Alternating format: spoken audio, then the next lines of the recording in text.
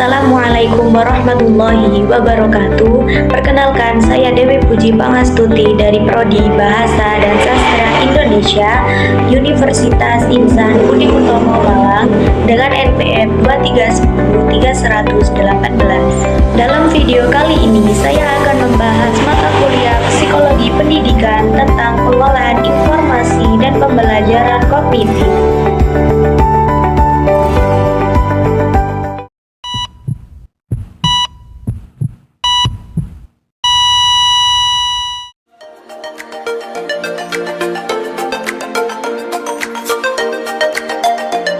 Teori pengolahan informasi.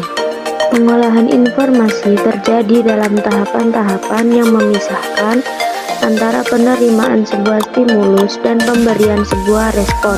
Asumsi lain mengenai pengolahan informasi menyatakan jika pengolahan informasi dapat dianalogikan seperti pengolahan komputer. Proses pengolahan informasi. Pengolahan informasi bermula ketika sebuah input stimulus mengenai salah satu atau lebih panca indera. Register sensorik yang sesuai menerima input dan menyimpannya dalam bentuk rekaman indrawi. Kemudian, register sensorik mentransfer informasi ke memori jangka pendek. Ketika informasi berada dalam WM, maka pengetahuan yang terkait dengan memori jangka panjang atau memori permanen akan diaktifkan guna digabungkan dengan informasi yang baru. Teori pembelajaran kognitif. Kognitif secara bahasa berasal dari bahasa Latin cogitare yang berarti berpikir.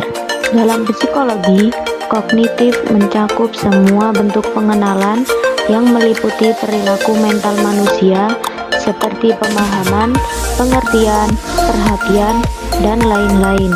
Belajar dalam perspektif teori kognitif. Hakikat belajar menurut teori kognitif merupakan suatu aktivitas belajar yang berkaitan dengan penataan informasi, reorganisasi perseptual, dan proses internal. Atau dengan kata lain, belajar merupakan persepsi dan pemahaman yang tidak selalu berbentuk tingkah laku yang dapat diamati atau diukur.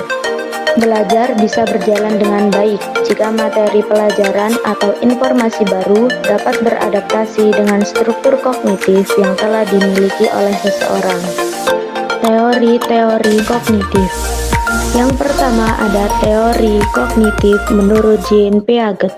Perkembangan kognitif pada dasarnya ialah proses mental yang merupakan perkembangan kemampuan penalaran logis. Teori ini menyatakan bahwa perkembangan kognitif berperan sangat penting dalam pembelajaran. Implikasi teori Jean Piaget dalam pembelajaran. A. Individu dapat mengembangkan pengetahuannya sendiri. Pengetahuan dalam setiap individu dapat dibentuk dan dikembangkan oleh individu itu sendiri melalui interaksi dan lingkungan. B. Individualisasi dalam pembelajaran.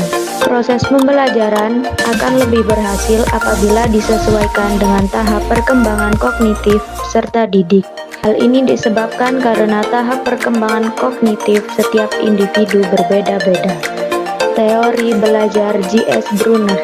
Teori ini menekankan pada cara individu mengorganisasikan apa yang telah dialami dan dipelajari, sehingga mampu mengembangkan sendiri apa yang didapat melalui contoh-contoh yang dijumpai dalam kehidupannya. Teori belajar Ausubel. Menurut Ausubel, belajar haruslah bermakna. Beliau juga mengemukakan bahwa yang perlu diperhatikan seorang guru adalah strategi mengajarnya. Implikasi teori belajar Ausubel.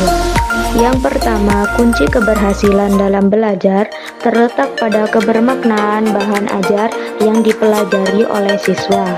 2. Belajar bermakna akan berhasil apabila ada motivasi dari dalam diri siswa itu sendiri.